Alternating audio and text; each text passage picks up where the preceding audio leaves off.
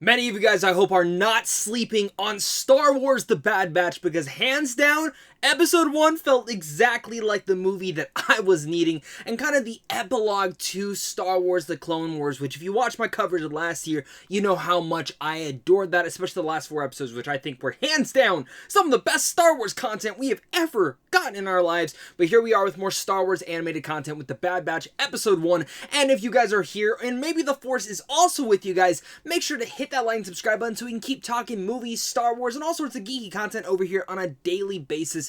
This is going to be your main spot to talk Star Wars animated series every single week, and I can't wait to have you guys along for the ride, as well as comment down below, let me know your guys' thoughts on Episode 1 so far, and of course, may the 4th be with us today, because this is just a great way to premiere new Star Wars content. It's the first for the year, and I'm excited to be here with you guys. So, of course, Episode 1, full spoiler details. This was, again, like a 75-minute episode, and it didn't feel like an episode. It very much felt like the epilogue to, of course, the Bad Batch story from the Clone Wars, but also the epilogue to the Clone Wars series, and as well the introduction to this new sequel series to that. But it's just as this intro had begun, I don't know how much more it will tie into that, we see a little baby Kanan.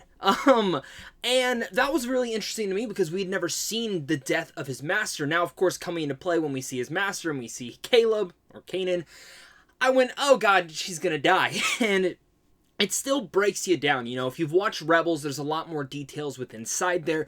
And for me, you know, I love Clone Wars, I love Rebels. I think Star Wars animated stuff is like top tier Star Wars. I think there's so many amazing stories. And again, that if you haven't watched Clone Wars yet, or if you haven't watched Rebels yet, I'm really interested to hear your thoughts on the Bad Batch, because for me, I think if you've watched both, especially at least Clone Wars, you're going to get a lot more out of this series than I think anyone kind of just jumping in.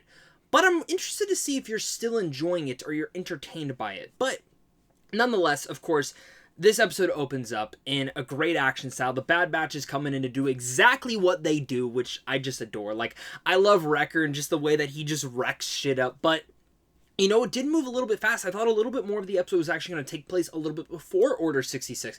But they start heading off to the next mission to destroy the droids, and they know something's going on. But they mentioned Obi-Wan had taken over General Grievous, and I'm like, oh, okay, so like that's where we're at in this timeline. No! This is like right after we hear execute Order 66. And I went, okay, so that's where we're going. Caleb's master ends up fighting everyone off. She gets dead, sadly, which I really like that character from what we've seen of her. And of course, Caleb, or Kanan, whatever you want to call him, runs off into the forest, and 2 of our squad mates go to look for him, and the other ones are staying behind to figure out what is going on, and while Wrecker's just guarding them, because, you know, the main guy, Hunter, the leader of this group, the Rambo style that I love him, there's a lot of things that I really like about him. And again, I know he's a clone, but he's a defective clone. He's a little bit different than he's, per se, kind of Rex. And I really love Rex, but I love the vibes that Hunter gives because he knows right away something is wrong. And even Crossfire, of course, their sniper, he's following these orders. And for a majority of the episode, we'll kind of talk about what happened with him. I'm like, is he just loyal to whoever's giving him the orders? Or is he actually is that chip working inside of him? Which we do find out later on that the chip was semi-working, but he was still kind of thinking for himself, but then they amped it up, and that just sucks because now he's hunting their friends, and that's kind of going to be an interesting dynamic to see how like one group of them is going against them and the other one isn't. But I'm getting way too far ahead of myself. That is towards the end of this episode. Of course, they try hunting down Kanan. Kanan escapes, all sorts of things like that, and pretty much Hunter lies to Crossfire saying he died. But Crossfire knows this is not true. They start heading back, and for a second when I saw the electricity in the skies, and so I'm like, are they going to Exegol? Are they going to Exegol? Are we really going to tie in Rise of Skywalker? No, it's Kamino. I should have known that. I don't know why I'm that stupid, but the first thing that popped in my head was, oh, Exegol. But then you think clones and all sorts of stuff like that. Kamino makes sense. They land in Kamino. Some things are kind of feeling off to all of them. And of course, they head back to their base thing. They're all getting situated. They kind of tensions start to rise earlier in the episode already between Hunter and Crossfire. But of course, they go to the meeting, and we see Emperor Palpatine as he's giving his orders, and everyone's cheering. But, you know, Tech kind of knows, again, they all know something's wrong. But we get our introduction to this little girl in that spot, which then in the next scene we see her having a nice discussion with them. This character is really cool. Kids in the Star Wars can always go hit or miss, and I think this character is probably going to go hit or miss for some people. Overall, I kind of dig Omega already, And to find out that she's actually a clone adds even more depth to this character that I'm even more interested in. Because I think what Omega is going to be able to do is add this fish out of water type of scenario to this group, to maybe people who are just joining in for the Bad Batch for the very first time. Now, again, I really like this character. I was interested. I was happy with her. And even in general, her camaraderie with these characters and really why she's so fascinated with them was the thing that I was really interested in overall, because I was like, okay, how does she know about them? How does this? But then it makes sense when you find out that she is actually a clone. Now, of course, the rest of the episode, again, for a 75-minute episode, it is pretty compact, and it does feel like a movie. It's not just a straight-up action thing, which I'm still wanting my Bad Batch video game. Like, if you guys ever remember Republic Commando, I said it back in my Clone Wars coverage. Like, that game is freaking awesome. But, like, after watching the Bad Batch stuff, I'm like, I want a video game with the Bad Batch. Like, that would be phenomenal as well. But the thing going about this in a little bit more of a scenario is kind of just seeing what is going on with them, their dilemmas with everything going on. We see the food fight, and of course, Admiral Tarkin comes in. Not Grand yet, but Admiral Tarkin comes in, tells them we don't need the clones, but we're going to assess them. After the food fight, they get thrown into this pit to fight droids, and, you know, they kick ass the first time. But then these Dark Trooper kind of looking mother hellers come up, and they start blasting away, and I'm like, no, stop! What are you doing? No! But being the Bad Batch that they are, of course they're going to get out of it because they know exactly, they think outside the box, which I love about them. And they end up winning the day.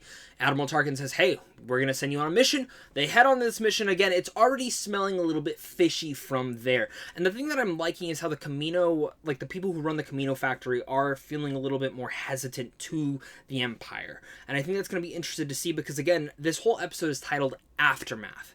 And next week's episode is going to be a little bit more interested to see how that ends up playing out, because the Aftermath is a big player inside all of this. And that's the most interesting aspect of what makes Bad Batch one of the most interesting things about Star Wars, is seeing the time period right after Order 66. We've seen things that were months, years, but never right after. And especially from the clone perspective, because the clones, again, if you watch Clone Wars, you're so attached to them. Seeing what happens to them, you know, we know most of them got decommissioned, but how does that happen? Where does that go? And where does it leave the Bad Batch in the future? You know, I don't know how many seasons they're planning on doing Bad Batch. I don't know if it's a one-off. I don't know if they're doing a season 2. I can already say I hope we get as much as we possibly can with the story, with it being fleshed out.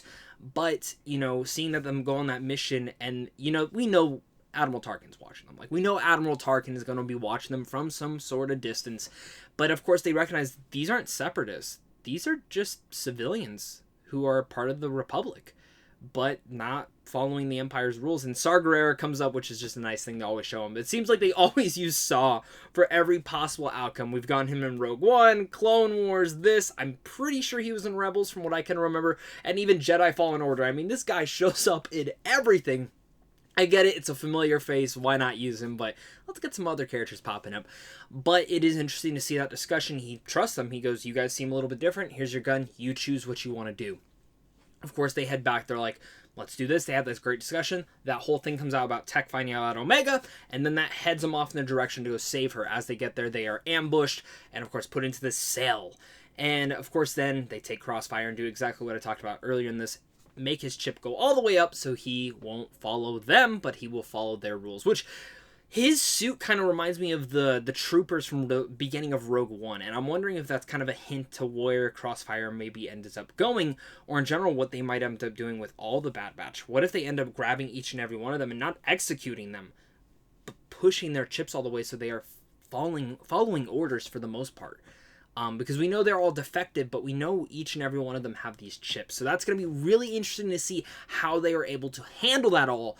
And that's just in general what makes this first episode so freaking awesome. Is seeing the group come together, seeing the aftermath of Order 66, and seeing how these clones are kind of having to play the role but fighting it off. And I think the most interesting setup, and especially as a first episode, the most interesting thing you can possibly do is, why should we watch the rest of this show? Well, they established it. Established quite a few things within 75 minutes. They established the epilogue to, of course, the Clone Wars, what is going on with the Bad Batch, who's going to be their main adversary, which kind of looks like, again, other than the Empire, Crossfire. What makes an interesting scenario now is Omega being a young clone, and this being this genetically defective clone. That's going to be interesting new addition to the entire group. But seeing like who are they going to find out next week? Is it Rex? Is it someone else that we haven't seen? That's the things that I'm looking forward to seeing. And in the first episode, they established that all well. I wasn't completely blown away, but honestly, I'm so into this. I love Star Wars animation, and I'm so excited to be here talking with you guys. And also, again, shout out to Kevin Kiner. I got to actually interview him a couple weeks ago, and I put up that interview on Sunday. He kind of discussed a little bit of Bad Batch, but his score just remains freaking awesome. And I got a lot of like commando type war films type stuff in here, and I just ate it all up completely. So that is going to be my review of the first episode of The Bad Batch, guys. I want to make sure to hear your guys' thoughts down below in the comment section, so make sure to comment down below all your theories, your thoughts, what do you think is going to happen, as well, guys, make sure to hit that like and subscribe button so we can keep talking Star Wars over here every single week. May the Force be with all you guys, have a great May the 4th, and look out for Episode 2 review coming this Friday. I can't wait to discuss it, and of course, until next time, stay classy.